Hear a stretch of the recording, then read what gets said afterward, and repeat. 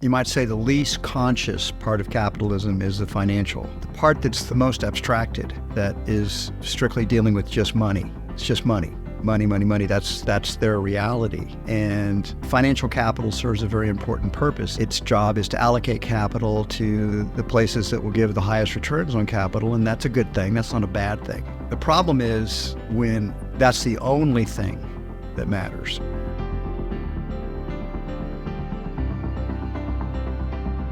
Hello, everyone, and welcome to this week's episode of The Conscious Capitalists with myself, Timothy Henry, and my partner in making the world a better place through business, Raj Sisodia. Hi there, Raj.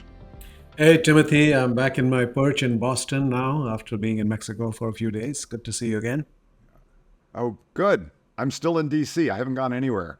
So tonight we decided we'd get the band back together again. So we have the band back together again because we have a very, very special guest, John Mackey. John is described as an entrepreneur at heart, and it's really even true. He's a co-founder and also a visionary of Whole Foods Market. In 44 years of service, he looks so young for his age. You can't see this, but we can see John does not look like he was a CEO for 44 years, but he was.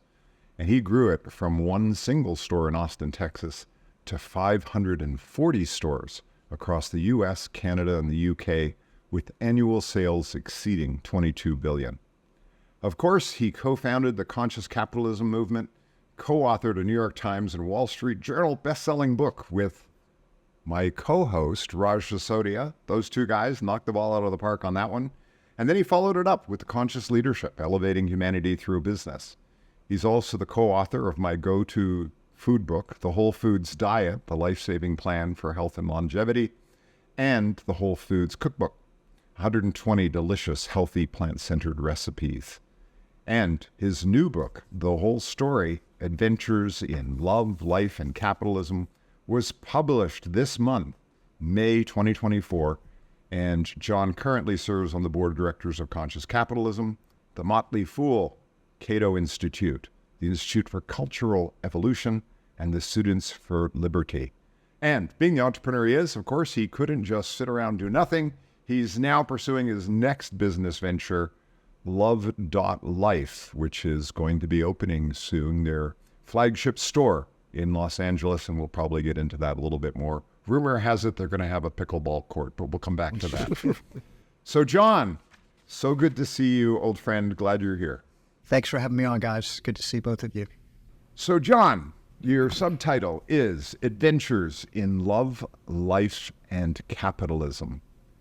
Tell us a little bit about why you picked that as the subtitle, Love, Life, and Capitalism. Well, I think it catches the essence of the book. And the book, if you look at the threads that weave their way through, the book is a narrative. My other books, the books that I wrote with Raj, Conscious Capitalism, the other books, they're more didactic. And they have lessons to impart, and they're written as typical nonfiction books are written. This book is nonfiction, but it is a narrative. And one of my friends is upset because we didn't put an index in it. I think he wanted to check the index to see if he was in the book, and he was frustrated there was no index. So he had to read the book to discover he wasn't in it. But damn. I know, exactly. But it's a narrative, and it's some of the threads that weave their way through the book are about personal growth, opening, growing, spiritual growth, love, capitalism, business. These are themes that are all the way, and also that life it can be a hero's journey. It is an adventure. And so I think the subtitle actually catches the essence of the book really well.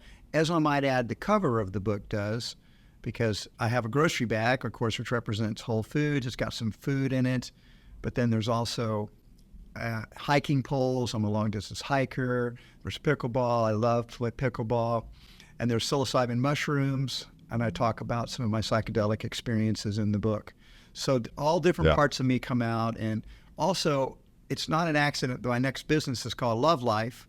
and I've got it in the title too. So it was also a little, we'll call it a secondary meaning in that subtitle. Well, John, I want to add my welcome. It's a delight to have you here, and the book is a fabulous read, I have to say.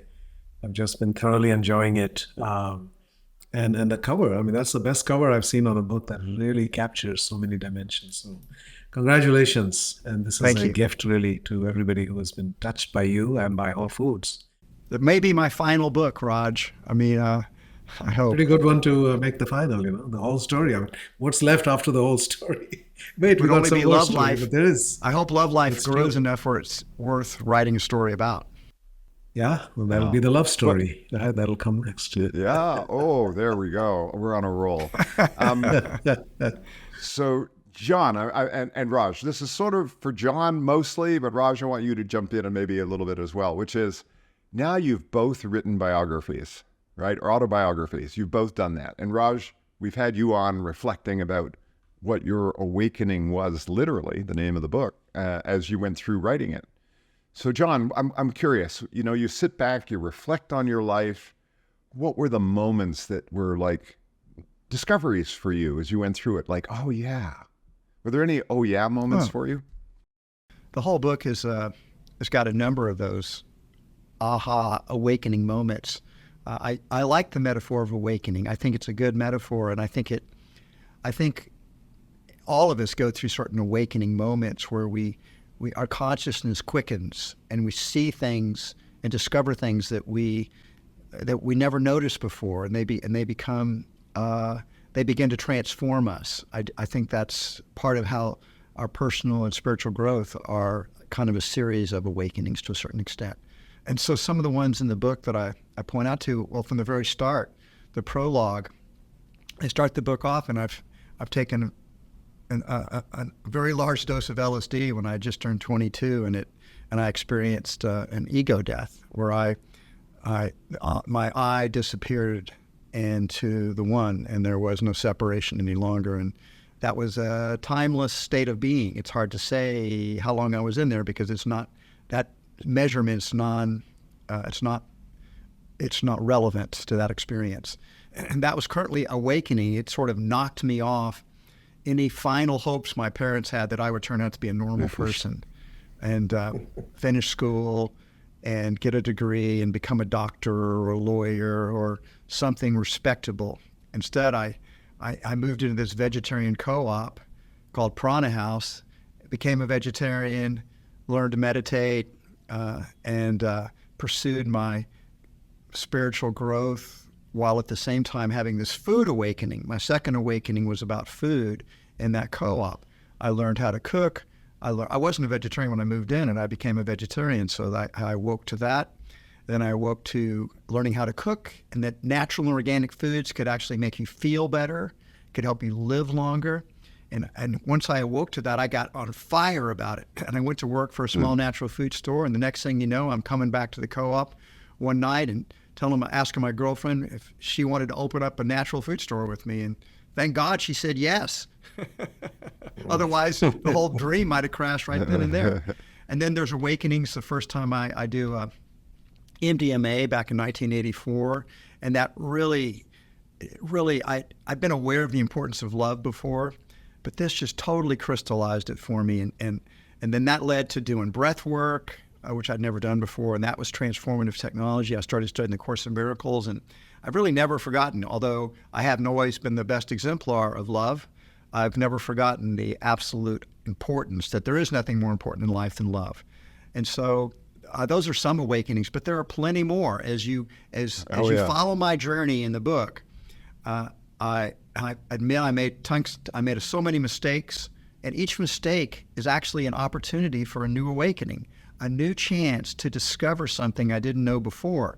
So failures point us in new directions. And so every one of the failures, in a sense, is kind of an awakening. So I could go on and on and on, but I'll just hold it there for you guys. Well, John, one of the favorite expressions of mine that you've used is Whole Foods is my ashram. Yeah. And that's a beautiful way to think about the place of work where you do your deepest work. The deepest spiritual growth can happen there if you allow it to, or or if you think of it that way. So could you share a little bit about that, and when did you start to think about it in those terms? Yeah. I mean, yeah, another good metaphor that ties into that is a crucible. So, meaning, and I actually title one of the chapters in the book towards the end, Evolve or Die. So I think when you're you're growing a business, you have all these relationships with so many different people. You have relationships with employees and team members. You have your peers. You have other leaders. You have all the stakeholders, investors, suppliers, and all of them have different agendas, and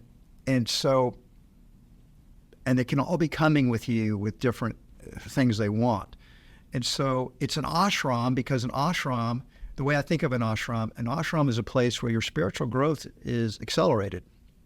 You're in the ashram and you're focused on your spiritual growth.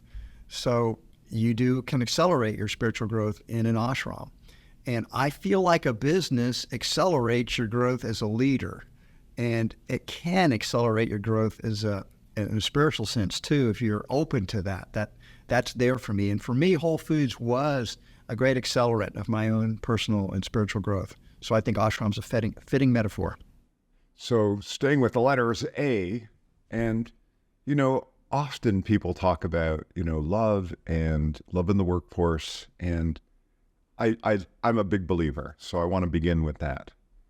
And it's an ashram where you set high standards for performance and where you were focused on accountability. And I think that that's part of the secret sauce in your recipe book as a leader, has been your ability to hold the standard, hold the accountability, and hold the love. And so talk a little bit about that and how you balance that dynamic. Well, Timothy, you're absolutely right. I mean, I think we talk about love, people have a stereotype about what they think love is. They have a concept about it. And of course, love is not, I mean, we can think about it, we can categorize it. I mean, I have a whole chapter in Conscious Leadership on Lead with Love, and I talk about the different aspects of love. So it's not that that's not valuable to do, to think about love. But thinking about love is not actually loving, nor is it experiencing love when you're thinking about it.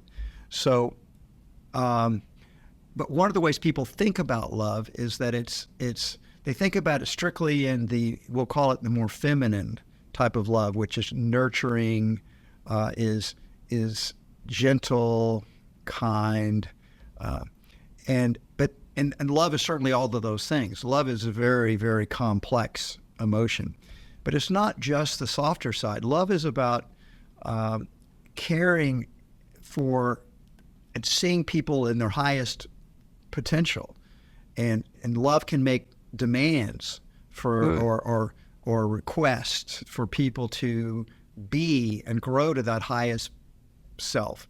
We could call that, if you want to do a yin-yang thing, you could call that the softer side, the more feminine. This is more masculine. If people are uncomfortable with any kind of gender stereotypes, you can use some other metaphor for it, because that's all it is a metaphor. But there's a gentle side, and there is a aspirational side, an accountability side, a demanding side. And rightly understood, love is both. Yeah. Because people always would tell me, it's like, well, how could you, if you love people, how could you ever fire anybody? And it's like, because I have a responsibility to the whole organization and to all the stakeholders, and that they weren't doing the job. I still love them. Love means I care about them. I care what happens to them. But that doesn't mean I should sacrifice the good of everyone else so this person can continue to fail in their job. It's not compassionate to leave somebody in a job where they're failing and not succeeding after you've tried to coach them and help them to grow. So you might need for them to leave, but you could still care about them, and you could also do that outplacement, that termination with love and with care, and not with cruelty and meanness. So they're both important. Thanks for bringing that up. Well, just to follow up on that quickly, I mean, so what were some of the things that you early on as an entrepreneur sort of built into the culture around performance and accountability? Because I think what you just said, everybody will get. And then for some of our listeners who are entrepreneurs and they're sort of saying, I love that, John. And how do I do that? What were some of the things that early on you embedded in the culture that you think were critical to being able to live that way as an organization?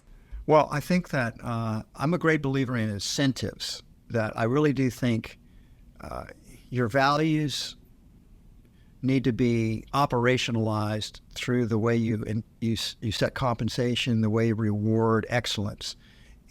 Because I really believe that what you reward, you get more of. And we would try to reward excellence. So part of accountability is just holding up a high standard and then rewarding people for achieving it or overachieving it. And that sends clear messages to the whole organization. Oh, this is what the company values. And also your promotions, who you promote, is another way to you institutionalize the value of excellence and accountability. And then, of course, you also have to set up, I think, like most corporations do, or companies do, Whole Foods did too, you have to have some kind of performance review. And we called it a job dialogue. And so that's just a time, we did them twice a year. And we set it up so that the team members would want to avoid a job dialogue because they would see it as, oh God, I'm going to get criticized. But we set a rule up that that the team member had to initiate the request for a job dialogue instead of the supervisor or the team leader. And you wouldn't get a pay raise until you did a job dialogue. So there was a strong carrot for you to, in that case, you still have to look at that program, because some people were so terrified of doing a job dialogue, they never got pay raises, and that's not fair to them. So we found that putting the carrot out there wasn't enough. We also had to tell the team leader, look, people cannot go more than a year without having a job dialogue. And then the job dialogue gives a chance for people to be able to give that frank feedback. Of course, ideally you want that. There shouldn't be there shouldn't be any surprises in a job dialogue, because if you have a good leader, they're constantly coaching people, helping people to see where they're coming up a little bit short so they can work on it. I always say if somebody is fired and they're surprised they got fired, that's kind of a leadership failure. The leader, by the time a person's outplaced, they should have known they were failing. They should have had opportunities to correct it. They should have had coaching to help them to correct it, and they still weren't able to do it. So they shouldn't be like righteously indignant that, wow, this is so unfair. You never gave me a chance. You never told me this. You never gave me a chance to change. So I just think it's important that there be this standard of excellence. We reward for it. We promote for it. We hold people accountable to it. But then we also have, for people that fall short, we have to have mechanisms, a word I got from Amazon, which I happen to really like, mechanisms in place to assure that people that are sub-performers have opportunities to get feedback and then find that and get coaching they need to progress to the higher levels. Well, John, that's an example of your innovation in so many ways, in management things as well. I mean, I think of you as a creative contrarian, because you really went against the tide of how most companies were doing things when you started. So some examples of that, the 19-to-1 salary ratio that you had at Whole Foods. I'd love to know the origins of that and the rationale behind that. One of the other things was that 93% of stock options, this is at the time that I looked at Whole Foods first time, that most of your stock options went to ordinary employees. At typical public companies, 75% go to the top 5 executives. It's very concentrated. But at Whole Foods, it was widely distributed. I remember the first time I met you, you pointed at the ad agency across the street, Roy Spencer's GDS. And I said, "Are they your agency?" I said, "No, we don't have an agency. We don't have a chief marketing officer." And you barely spent any money on marketing, which is how I found you in the first place, actually. That was the focus of that book. So if you could talk about some of these. That's no longer true. Yeah, I'm sure there's some changes that have happened, but the original ethos of the company reflected that. Right? So where did some of these ideas come from? The 19-to-1, the 93%, the very different approach to marketing. Well, for one thing, you have to understand, I don't have a business background. Neither did any of the founders. We were all we're just all kind of young hippies, and we just I just learned a lot by reading a lot of books and making mistakes. And my father mentored me the first 16 years pretty carefully, and that saved me from making a lot of mistakes. But we didn't really know how we were supposed to do it. So we also reinvented the wheel at times. I make a joke about Whole Foods in the whole story about how we actually thought we'd come up with a new concept called division of labor, and it was going to revolutionize the grocery industry and perhaps all of business. Because initially, when you have a small retail store, you don't have a division of labor. Everybody does everything. Everybody, you know, if you have, like Saferway had maybe 8 or 9 people working in the store. So sometimes you worked on a cash register, sometimes you were stocking produce, sometimes you were cutting cheese, sometimes you were stocking the bulk bins. So there was just a variety of jobs, and everybody did everything. And we kept that same mentality when we started the first Whole Foods, but we just got more and more and more people where it was like a Chinese fire drill. Everybody was running around, and we had, you know, it was chaos. It was, I'd like to say it was controlled chaos, but it wasn't always controlled well. And so we decided we needed to start specializing. And I'm pointing this out because while we did invent some new things that really were good, we also didn't do things that any good business person would already know. So we were young and foolish, but that gave us also an opportunity. We weren't stuck in institutional groupthink. Oh, that's the way you do things. Why is that the way you do things? Well, that's the way it's always been done. We didn't have that kind of mentality. We had a mentality of creativity and imagination, and we'd come up with unique solutions to problems that other companies just never had done because they just were stuck in institutional groupthink. Now, you ask about the 19-to-1 salary ratio. Well, the first inspiration for that, honestly, was Ben & Jerry's. They had an 8-to-1, not on the average, but on the highest to lowest. And I did some math, and I thought, oh, this is never going to work. That's way too narrow. Because the art of it is to create a compensation system where people feel like it's fair and just and not unfair. And if you get too big of a spread, it can be demoralizing. On the other hand, if you don't have a big enough spread, you can't hold on to your best people. They end up getting hired away to other competitors. And most of that big salary differential is at the very top. The very top people get paid more. And so our very top people were all coming up from within.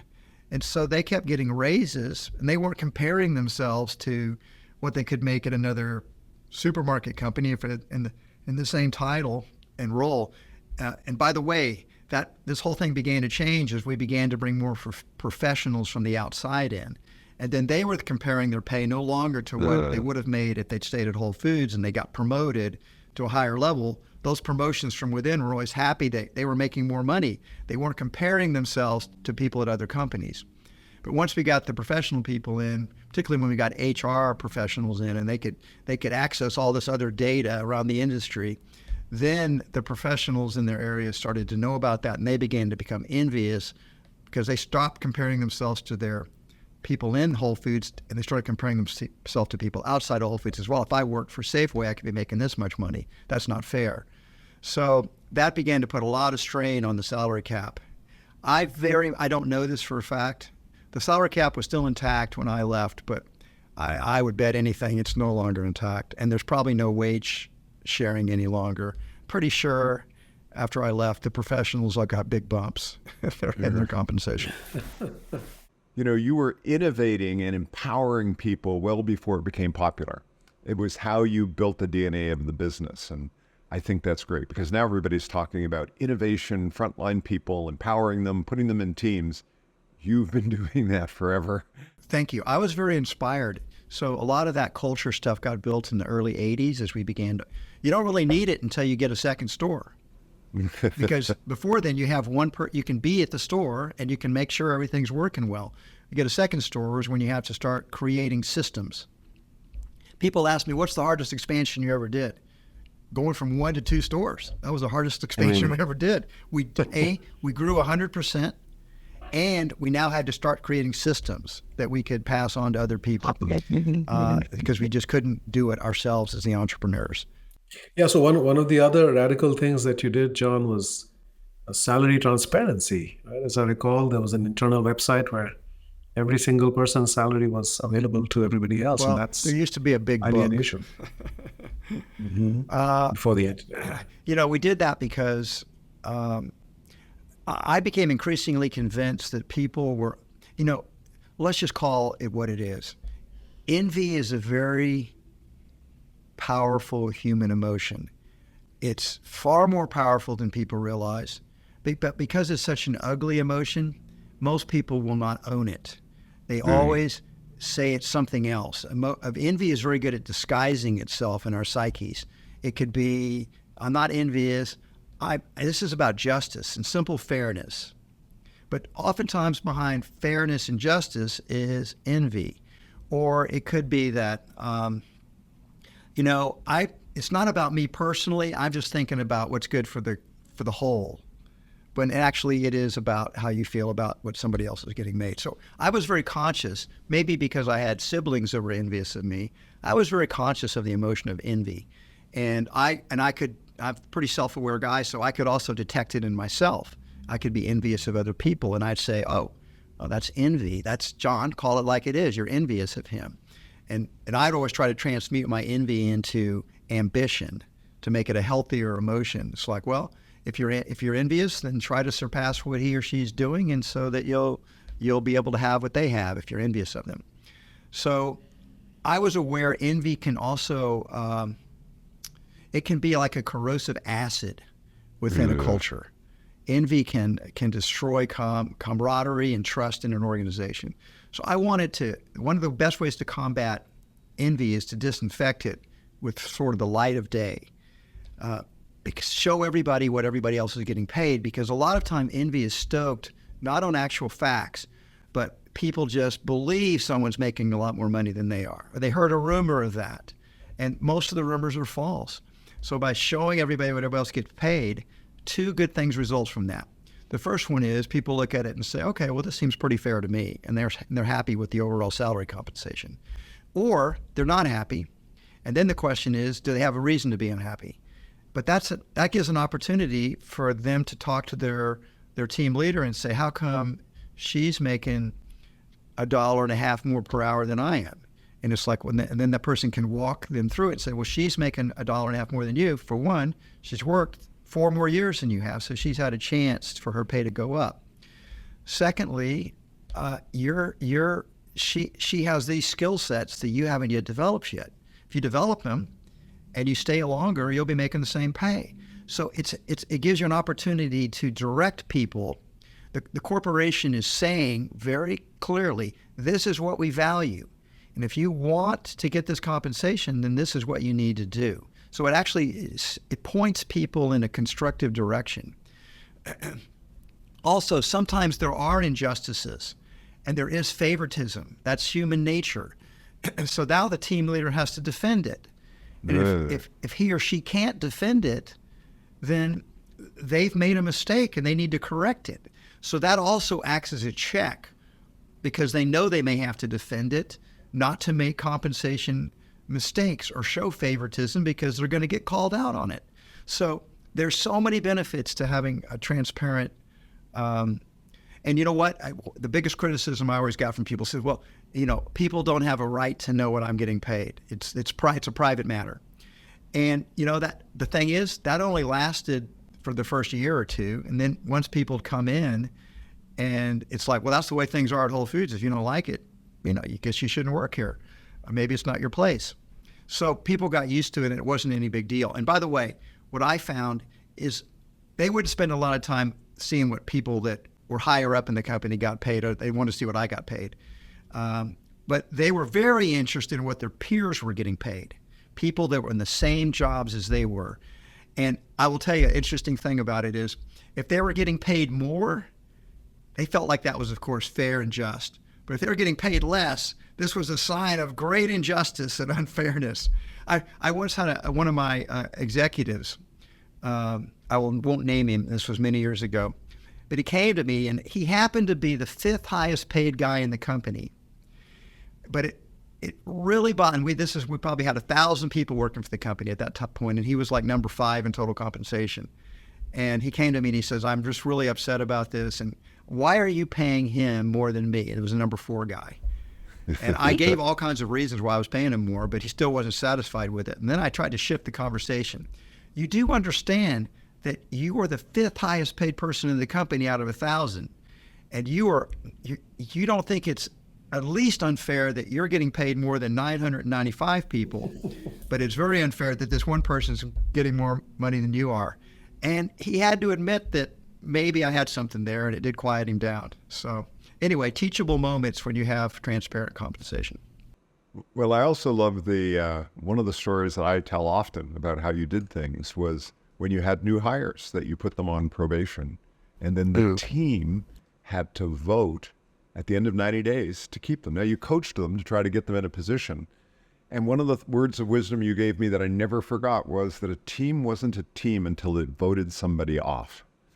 And I thought that was such a wise comment. So talk a little bit about how you got to that, because that, again, is this accountability and love in action, practical stuff. That was an experiment we did, and one that worked because it empowered the team. It's like people have a tendency to want to complain about somebody on their team, and you could always, hey, you voted them in. And the team, that gives the team accountability for everyone else on the team. It gives them some responsibility for it. And it also means they're investing in that person to try to help them. If that's somebody they voted for, and it also means the people that don't fit, the team acts as a filter. And it doesn't mean, by the way, the team was empowered to not put somebody on their team, but they weren't empowered to get rid of them from the company. So generally, if somebody did get voted off, they could try to find another team within the store for them to hook up to, and they could get voted on them. If they got voted out of 2 teams, then their time was up. I might say that we had to eventually get rid of that. This may not surprise you when I tell you why we had to get rid of it. Well, because it became because of the concern about gender and racial unfairness. So we began to get sued if the team voted off somebody that was, say, black, that we get sued for racism. Or sometimes if a woman didn't get picked, that she'd send us for gender discrimination. It became expensive to defend those suits. So they would argue that the only reason they didn't get voted on in the team is because they were a different race or they different gender, and so that was inherently unfair. So eventually Whole Foods had to scrap that because of the lawyers basically made us scrap it. But nevertheless, I think it's a good system. And I fought scrapping it, but the legal bills were piling up, and it was like I had to finally yield to the lawyers. You know, John, you have had many episodes where your response as a leader showed a kind of consciousness that you don't normally find when certain things happen that perhaps go against what you would have liked. So 2 examples that come to mind are the unionization of your Madison store and how many other companies that don't have a union, how they typically respond to that initial event of a union starting up in one of the stores. Many examples of companies like Walmart and others. But you had a very, very different response. I'd love you to talk about that. And likewise, when you had these animal rights activists, including the famous duck lady protesting at your meeting, and how you use that again as an opportunity to grow not only yourself, but really to grow the business. Let's talk about the union situation. So this gives me an opportunity to try to clear the air of something that's been a slander on me for decades now, and that is that I am anti-union. That is completely not true. I am not anti-union, not in the least. I have always believed unions have had an important historical purpose, that unions can protect workers, unions prevent gross exploitation of people, unions have helped move worker rights along. They've been a force for good in much of our history. So I'm not anti-union, but that doesn't mean that Whole Foods hasn't resisted unionization, because we've seen unions as like they're like a competitor, not a competitor the way another retail store might be, but they're a competitor for the loyalties and the hearts and minds of our team members. And if we fail, I see unions as a place people turn to when they're unhappy. And if they're unhappy, then in some ways the company has failed them. The company's job is to help the team members to be happy, to be fulfilled in their work, so that there would not have any need to turn to unions to protect them. So when the Madison, Wisconsin store, we had about 150 stores at that time, and that store voted a union in. A little background on that one. That was kind of a special case, because we had this socialist professor at the University of Wisconsin in Madison actually give it was a summer school project to his class to go in, hire into Whole Foods and unionize these people. If you do, you're going to get an A. And a bunch of them hired in, and they were smart, and they articulated grievances, and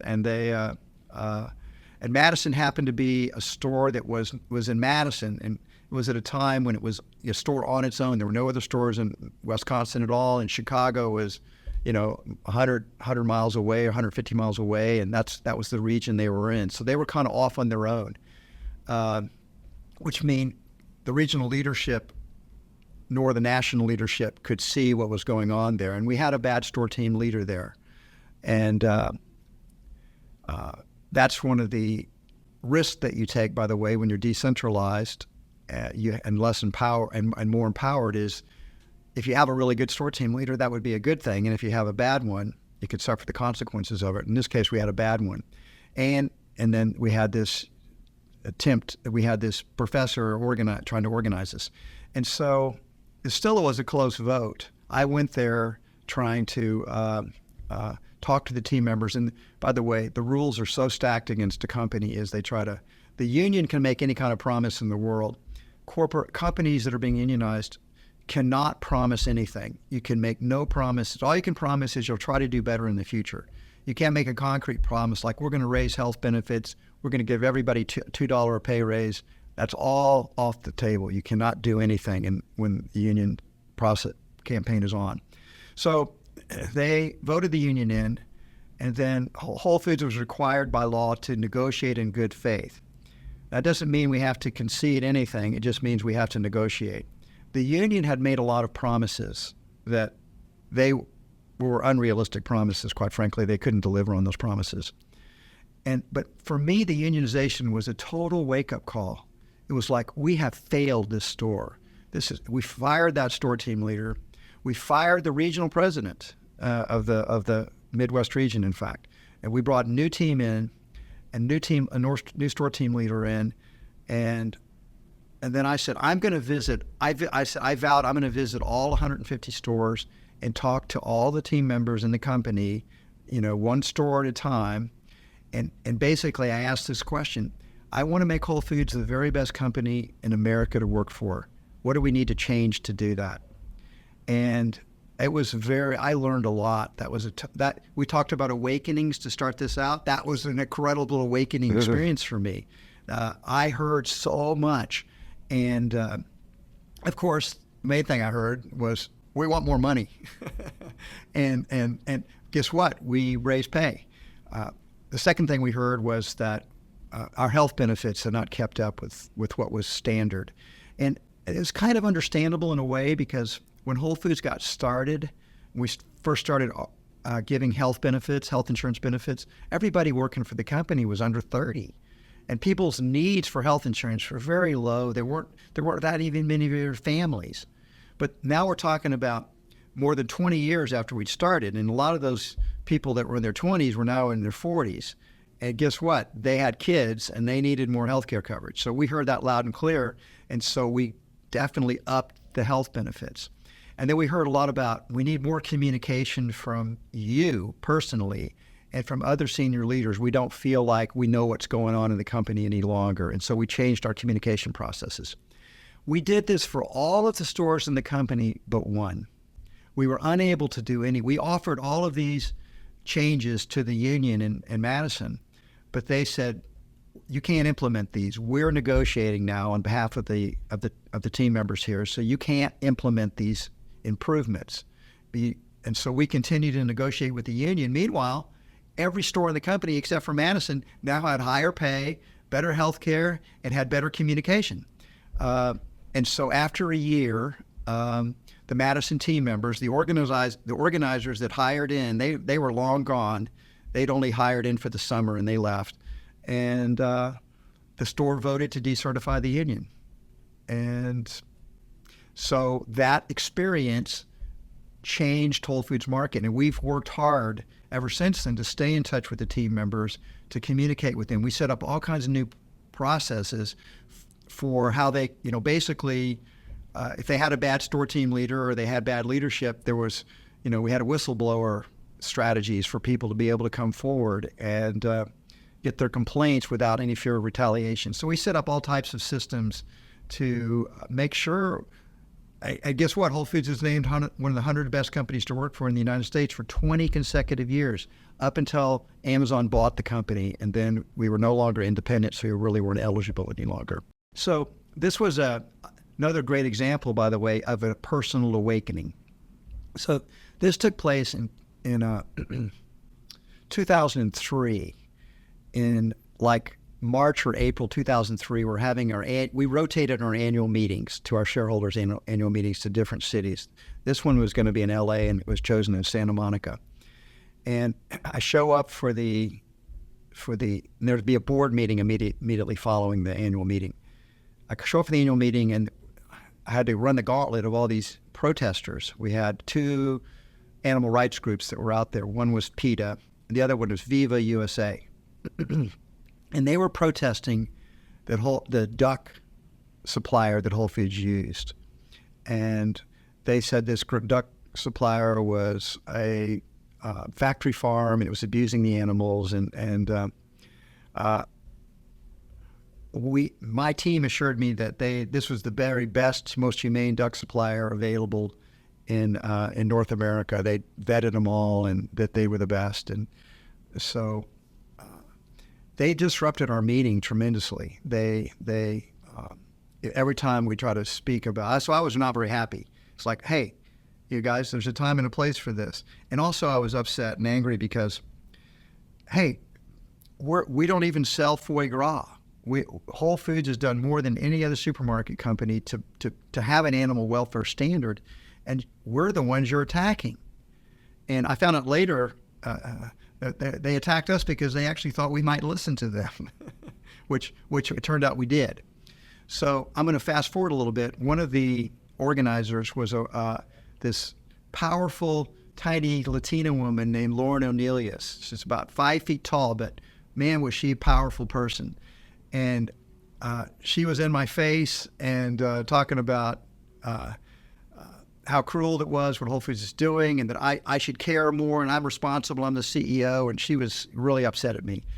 And I talked to her, got her card, and then I started an email correspondence with her right after that. For a few months, went back and forth. I actually, for this book, I reread all the letters that Lauren and I had, and I kind of relived that period because I'd saved them all. And what was interesting is I, of course, defended again and again and again Whole Foods, and I kept saying, look, we're doing the best we can. If you know of any better duck suppliers, tell us. We'll use a better duck supplier. And she'd say, look, it's not my responsibility to find you a duck supplier. It's your responsibility to go convince somebody to treat their ducks better. You're the one doing this, not me. You're the one that's responsible. But then she put a challenge to me that rocked my world. She said, look, Mr. Mackey, after all this time and all these letters, I can see you're very idealistic, that you really do, you're a caring person. I get it. But when it comes to animals, livestock animals, you're just not very well informed. You don't know what you're talking about. You're just listening to your team. Have you ever visited a slaughterhouse? No. Have you visited your suppliers directly? No. So you really don't know. You're just taking the word of other people. And you're running a pretty big corporation here, you need to go look for yourself. You need to learn more about this. So I took, excuse me just a second, guys.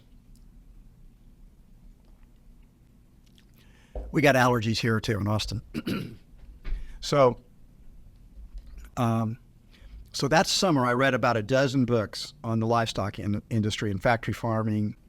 And I also began to visit some of our suppliers. And by the end of the summer, she was right. I just had to, and like right after Labor Day, I sent her this email that said, you were right, I was wrong. I've become a vegan myself. I want to work with you to try to improve animal welfare at Whole Foods. But ironically, at the very same time I was sending her that email, she was sending me another email telling me what a bastard I was. That I was just a bullshitter, a big time bullshitter who talked a good game but actually isn't going to do anything for animals. And I got that email. It's like, whoa. And then I realized she couldn't have read my first email. So I said, did you read the email I just sent you 5 minutes ago? and then, of course, she was very happy when she read that. And I'd asked her to work with us. And so we began to create animal welfare standards for Whole Foods that I think still lead the industry. And we set up, we worked with the activists, the scientists, and the suppliers, the vendors. We bring them all together, one species at a time, to try to get standards that everybody could be happy with. And what we decided to do was to set it up as steps. So there'd be a basic level, and then we could reward our suppliers with higher prices the higher the welfare standards were. And I'm very proud of that. I gave it a good write-up in the book. I really believe Whole Foods has literally helped billions of farm animals have better lives. I don't know if it's changed any other supermarkets. It changed some of their marketing. I don't know if it changed their practices. But Whole Foods is still doing this, so it's something I'm really proud of. So, John, that's a great example of the stakeholder orientation that you brought to the business. And I think Raj and I both loved the story of the flood and how that stakeholder orientation bit got deeply embedded in you from one experience. And maybe talk a little bit about that experience and what it taught you about the importance of stakeholders. Okay, well, we have to step back because this is back in the very first year. We had Safer Away for 2 years, and then we relocated it, changed the name, expanded it, merged with another natural food store, and changed the name to Whole Foods Market. So Whole Foods was birthed Safer Way was birthed in September of 1978. Whole Foods was birthed in September of 1980. So it's very much confusing because for me, it's a continuum. And so for other people, the company started in 1980, but for me, it started in 1978. Same company, same corporate structure, same everything, same ownership. We built in a 100-year flood zone.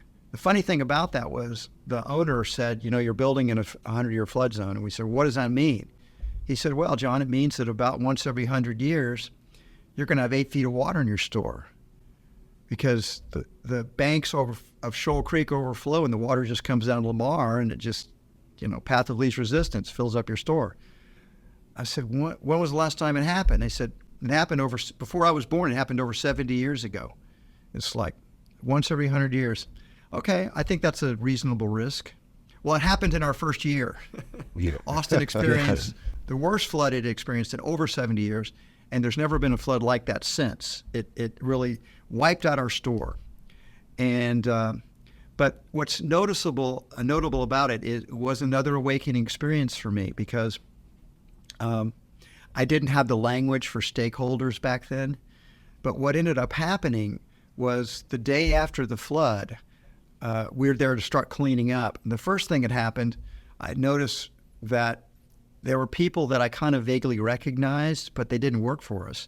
And they were customers and neighbors, and they came to help us clean up the store. And I asked, why are you doing this? He said, oh, I just love Whole Foods Market. I can't, you guys got to survive. I'm gonna do my part to make sure that you survive. And then our team members, they loved the company, they worked. We said we'd pay them when we got open again, if we got open, but we couldn't pay them now.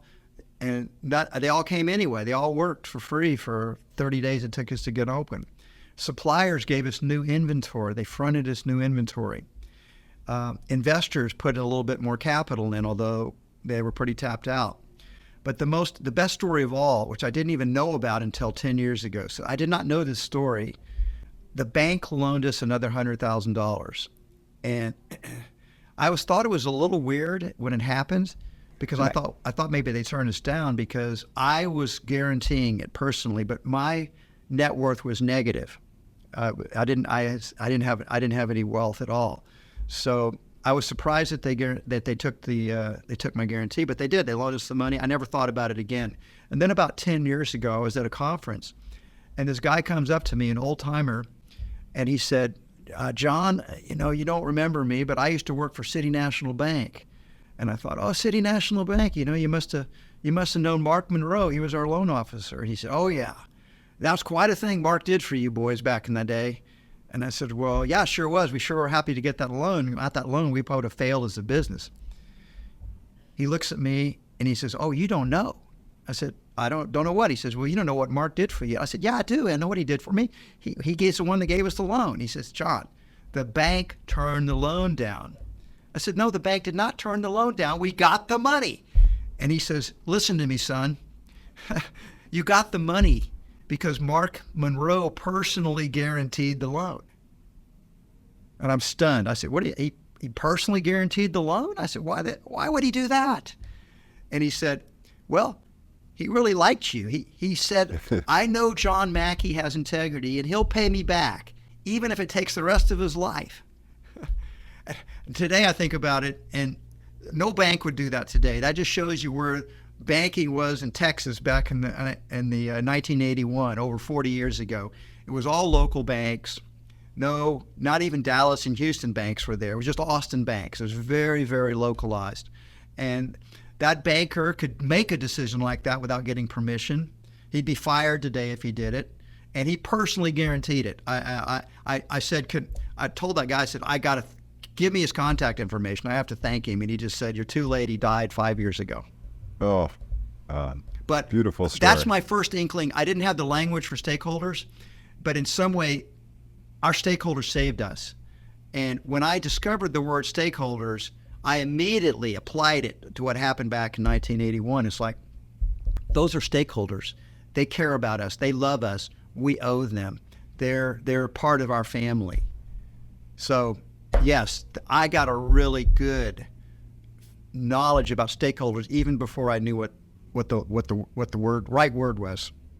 Beautiful, beautiful. John, that story about the banker is like something out of It's a Wonderful Life, It's that kind of. That's what I thought message, too. I thought the exact same thing. It was like Jimmy Stewart and George Bailey was bailing us out here, because I never thought about Mark Monroe being George Bailey, but that's exactly what he did.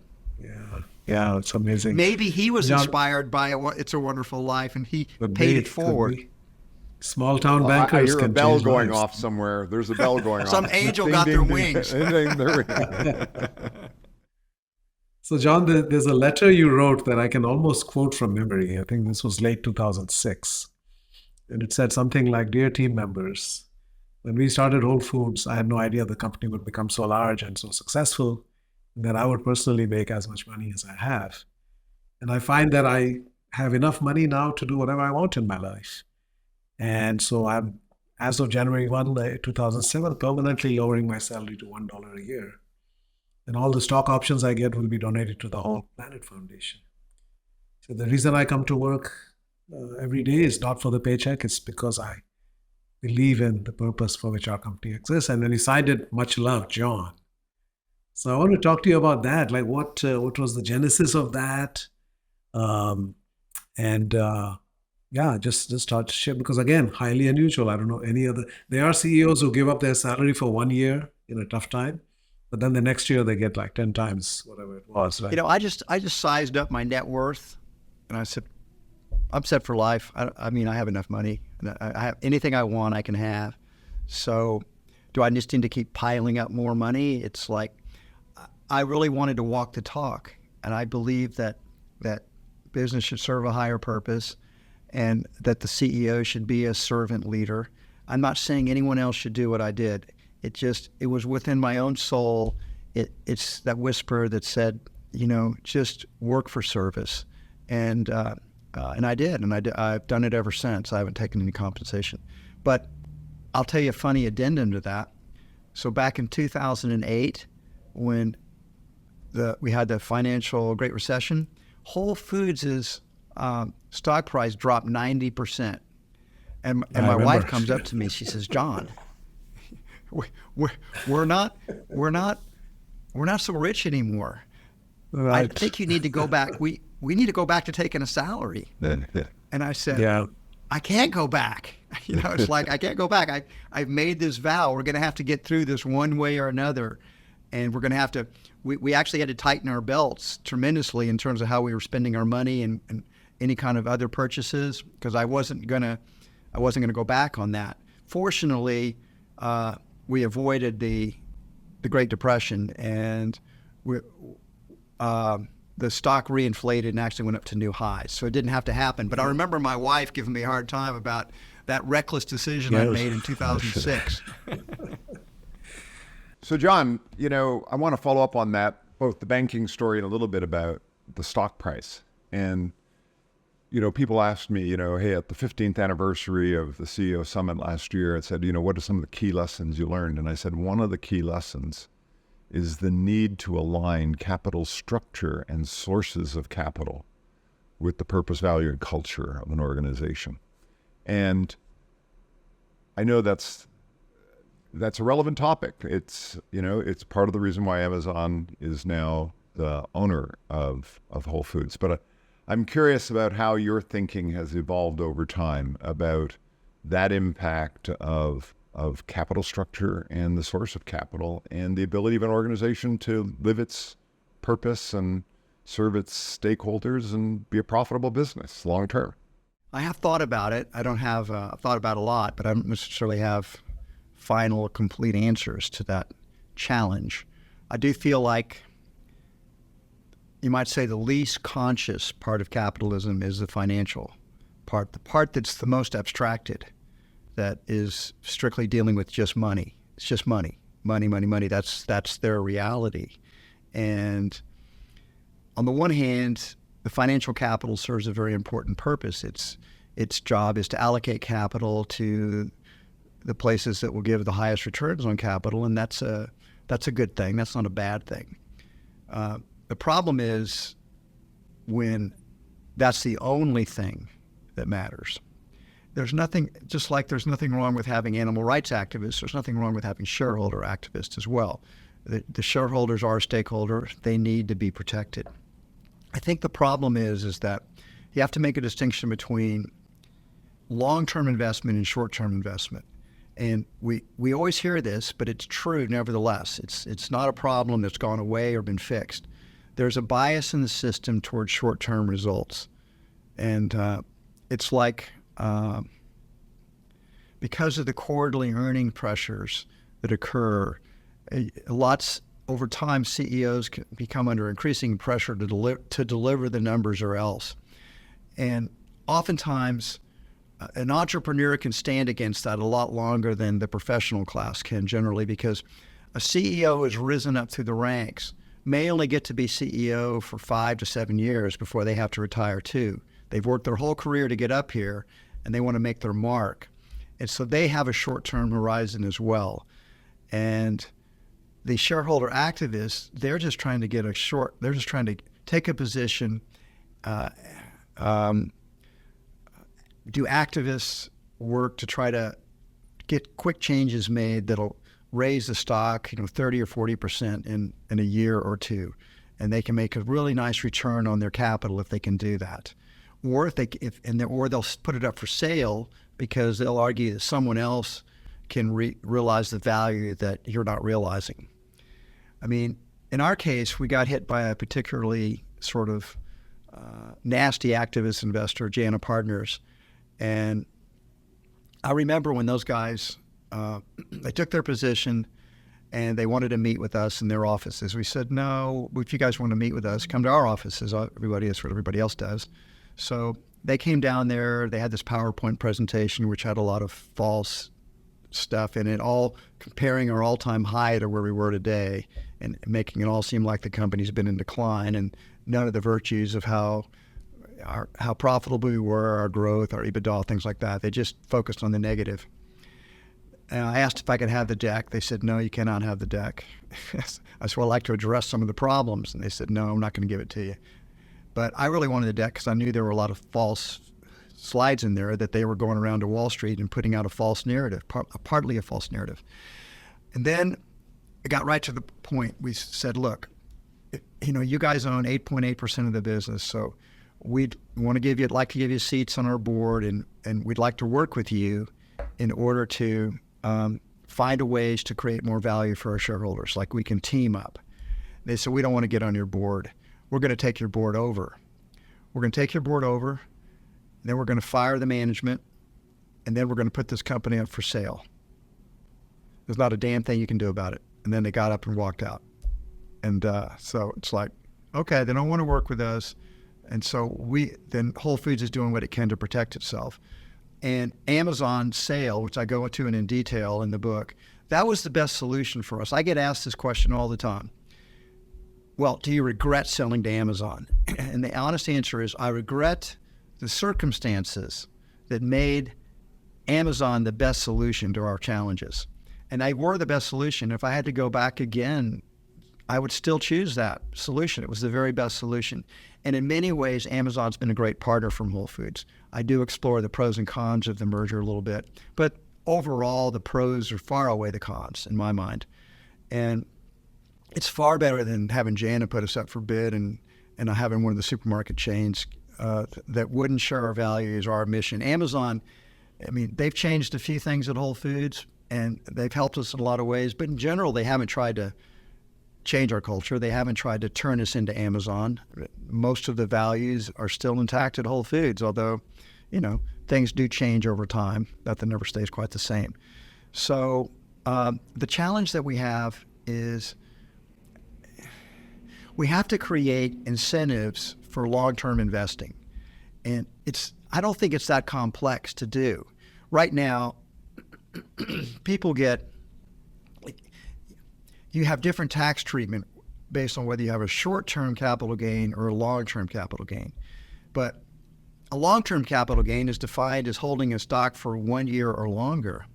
Well, that's not really a long-term.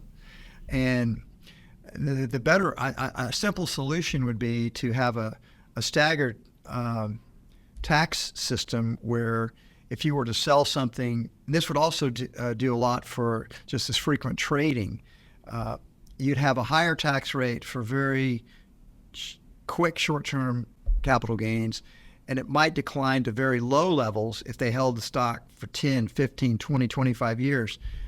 Maybe at some point the capital gains would go away completely if you held a stock long enough.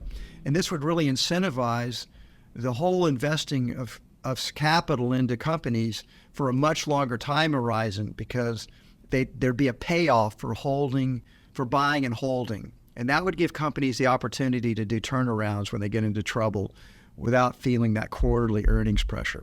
That's my simple solution to the problem. I'm sure there are other solutions and probably better solutions than that one, but it would be a help. John, one of the practices Whole Foods had throughout its history, I think, was every 5 years you would have a future search where you would bring the whole system together, several hundred people for multiple days. The real value of future search was this was the only time we got all the stakeholders, major stakeholders in the room together. And so we got the team members, we had customers, we had suppliers, we had investors. And we sometimes had community representatives as well. And it was very constructive for a long time. But what ended up happening over time was the participants that were supposed to represent customers or represent team members, they didn't necessarily represent them. They had their own agendas. And if they were team members, they had a utopian dream about what we could do for the team members if we weren't, if we would just give them so they were there to lobby for an extra team member pay and benefits and things like that. The customers that got selected were obviously customers who really loved us, but they had their own sort of utopian dreams that they wanted us to activate. As the company got larger, and as we got larger and richer, we were constantly being judged, as most large corporations are. Well, you have all this money, you could do this. It's kind of like the shareholders are never adequately represented in those type of dialogues. We'd have some investors that would come, but again, most of our shareholders wouldn't be long-term holders either. They might invest for a year or two, and then they would sell. So even the shareholders we got, they wouldn't necessarily be representing long-term shareholders. And so we didn't have, the shareholder voice was not strong enough in those dialogues. The team members dominated because we had so many team members that wanted to go, and then customers were second. So we just didn't have good stakeholder balance and integration. Maybe we could have done it better, but it's hard to recruit people to come spend a weekend with you to go over what Whole Foods can be in 5 years. But for a smaller company, I heartily recommend the Future Search. It was very valuable. It was very helpful for us. We did it, the first 25 or 30 years we had Future Searches, we did 5 or 6 Future Searches. They were fantastic. And we'd come out of there sort of really jazzed up. So I've recommended that for many other companies that are seeking to know more about their future. I just think in some ways Whole Foods got too big for it. Well, John, so once an entrepreneur, always an entrepreneur. It's incredible that now you are starting a whole new enterprise called Love Life, with the inaugural store opening in Los Angeles on July 9th. And it's a very exciting and broad vision. You've already transformed the culture. You've already impacted the health of Americans and really people around the world in many ways. And now you've taken that, I think, to another level. So could you share a little bit about Love Life? In some ways, Love Life is it's a reinvention of an idea that we almost began back in 1985 called LifeWorks. And this was back when I was meditating. I'd done MDMA for the first time. I was studying the Course in Miracles, and I was doing breath work. And I was definitely on an accelerated spiritual uplift at that point. And I thought we could open these centers that did breath work and meditation and yoga classes. That'd be good. And I got really excited about it, and we found a location. So I actually signed a lease. It would have been where we had our third Austin store, Brody Oaks, in South Austin. And it fell through because the woman, Jackie Small, who was going to do the breath work, she decided not to invest. So it was just kind of leaving me and my friend Philip on the hook. And I decided if she wasn't going to invest, then we're taking a huge risk here, that she needed to have some skin in the game. So then we pulled out of it. But I never forgot about it. And so it's kind of been a dream that's been sort of, we'll say asleep, a dream that was asleep. I don't know if a dream can be asleep, but you get the metaphors get crossed a little bit. But so Love Life is, I feel like it's an extension of my own personal higher purpose. And it's kind of like, I feel like I know how to create something that I think can help over time, maybe millions of people be healthier, live a longer life, increased health span, more vitality, but also not just on the physical health. We're trying to do something on the emotional and spiritual health as well. So how can I not try to do that? That would be I don't want to die with regrets. I don't want to die with regrets that I could have healed or things that I didn't try that I should have tried. So I feel like I don't really have a choice. I feel called to do it by my own soul, and I don't know, I would judge myself as a coward if I didn't try this. So what Love Life is, it's first of all, it already exists. If you go to www.love.life, you can kind of see what we're doing right now, because we have a telehealth business that's licensed to practice medicine in all 50 states. And I think last year we practiced medicine in 47 states, so we have a little business here going there. We have online coaching business called Mastering Diabetes and Mastering Weight Loss. So people can sign up for our program so we can help them manage their diabetes or reverse it if it's type 2, and also help people lose weight. We bought a little restaurant in the Miami area called Love Life Cafe, in which we got our name from them. I love their name, and so we took it. And so that's a nice little plant-based restaurant. It's probably one of the best plant-based restaurants in America, right down there in Miami. So if you're over there, check it out.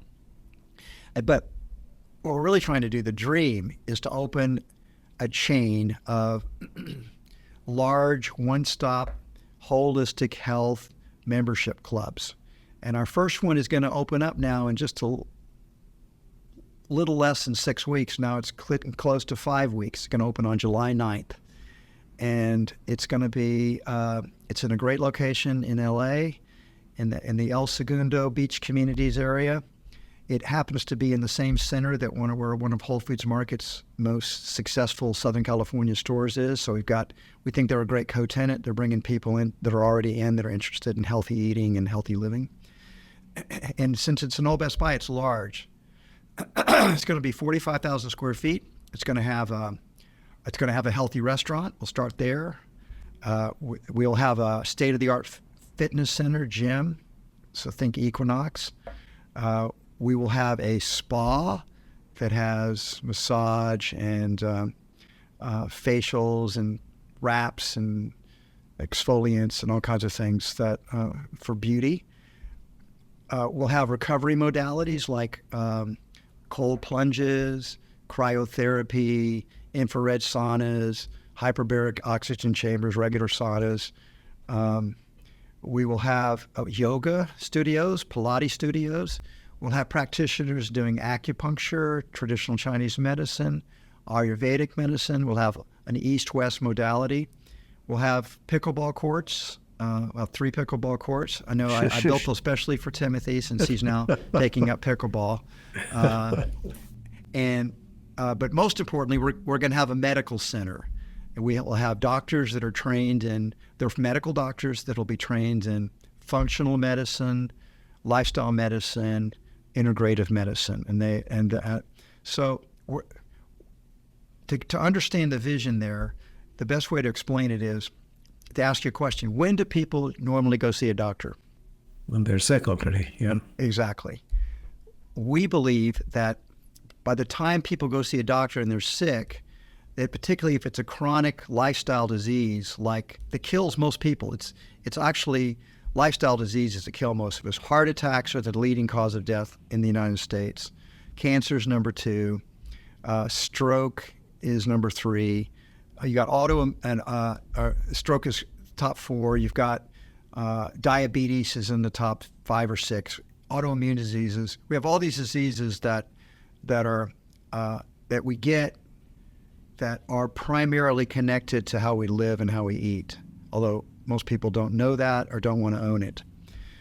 But so our vision of a doctor is now to work with people, first to do an assessment. So if you guys became members of Love Life, we would want to put you through a battery of testing so we could get a baseline for your health, to see if you have heart disease, to see if you have elevated cholesterol levels, to see if you have your blood sugars out of whack, so you actually may be pre-diabetic, or if you have autoimmune diseases that you're conscious of. So once we do these testing, we can establish a baseline for you, and then we'll have a doctor and a wellness coach work with you to create a precision, personalized plan for you. And then now we'll want to have data. We'll want to test you periodically, but we'll also want you to have wearables like my Apple Watch here, or an Oura Ring, or a continuous glucose monitor. And with this data, we'll have a good tech platform. We can record all your tests, all your data, and we can begin to track your progress. So then it's very reinforcing to be getting healthier. You feel better, but you can also see the results. You're sleeping better. You are your stress levels are declining. Your pulse rate's declining. Your blood pressure's declining. And we can see this, and we know we're on the right track. So, and if we're off the wrong track, then doctors will work with you to tweak the plan, so to speak. So the idea is that every one of us is on a health journey, and we could be healthier than we are. All of us could. We just don't know how. And we don't have coaching. We don't have a doctor helping us in that regard. So the vision is for you to become the healthiest version of yourself. And physical health, of course, is a critical element, but it's not the only element. We also want you to become as healthy as possible emotionally and also spiritually. So we will be doing meditation classes. We will be doing breath work. We will actually have modalities at LifeWorks that we'll have a community there. That's why we're calling it a holistic health membership club, because we really think one of the ways for people to heal is to have friends and a community of support. We know, for example, if somebody's an alcoholic, AA's system of helping them is to get them to be in a community of people that don't drink and who will support them in not drinking and help them if they're beginning to think they're going to start drinking again. So I'm not saying Love Life's going to be that modality, but we're going to create a community like AA is a community of people that are devoted to becoming the highest and best versions of themselves. And there are lots of different ways people can engage. Maybe they'll just have a fitness membership. That's fine. Maybe they just want to play pickleball. Cool. Maybe let's go to our restaurant. But we see it as a collection of different modalities that we'll have that can help people become healthier and as well as they possibly can be. And I see having these in every major city in the United States, and then maybe even eventually in Europe and other parts around the world. It's an infinite game, in the last chapter of the book, it's called The Infinite Game. Infinite game meant to outlive me, meant to outlive its founders, and to go on and to continue to create good for many, many decades into the future.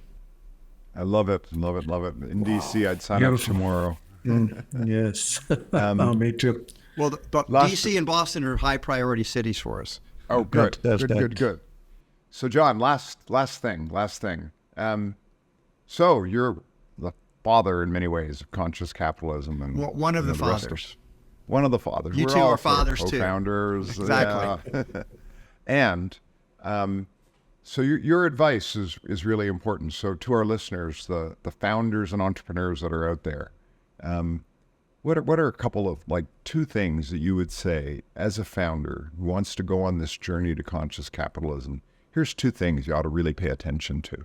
What would be the two things you'd sort of leave our listeners with? Yeah. Well, first, you already said it. The most important thing is that it's a journey. It's not like you snap your fingers and decide, I'm going to be a conscious capitalist. It's a journey. It's partly a journey of personal growth, but it's also a journey of company evolution. And it's not something that you just it's not a marketing slogan you can just put up and say, I'm going to be a conscious capitalist. You have to make sort of changes within your organization and within yourself as a leader. I always say the most important thing is you can't have a conscious business if you don't have a conscious leader, if you don't have a conscious CEO. So I think you need to first understand that you yourself, if you want to be a conscious capitalist, you yourself are on a journey to become more conscious, to become more caring, to find your own higher purpose and to embrace it. So that's the first and most important thing. You are the journey yourself, and the company will only be as conscious as you are conscious. So that's the most important thing. And secondly, that you're going to meet resistance, and you're going to have some failures along the way, but not to abandon, to be resilient, and to take any kind of setback as an opportunity to learn and grow, to become more conscious. Your failures are actually opportunities to wake up, to become more conscious. I talk about this throughout my book. I am a far more conscious leader today than I was 10 years ago or 15 or 20 years ago, because I've continued to journey along. I mean, I'm a lot more conscious actually right now than I was 2 years ago. And you guys both know it's true, because you can see that I'm in a much more loving space than I was just 2 or 3 years ago. So the journey is yourself as the leader. And secondly, you have to have the resilience to overcome the setbacks that are going to come your way, and to see these as opportunities to become more conscious and to take your business further along the path. Love it, John, and love you and all that you've done and contributed both to Conscious Capitalism, but more importantly to the world through Whole Foods and now through Love Life. Thank you so much for joining us today. Yeah, thank you. Thank you, John, for today and also for everything that you've done your entire life, really. And so we're all the beneficiaries of your loving wisdom. Thank you. And great success to you. Thank you, Timothy. Thank you, Raj. You know, I love both you guys very much, and you're very important to me, and you guys are very important to Conscious Capitalism. So I'm glad we're on this journey together.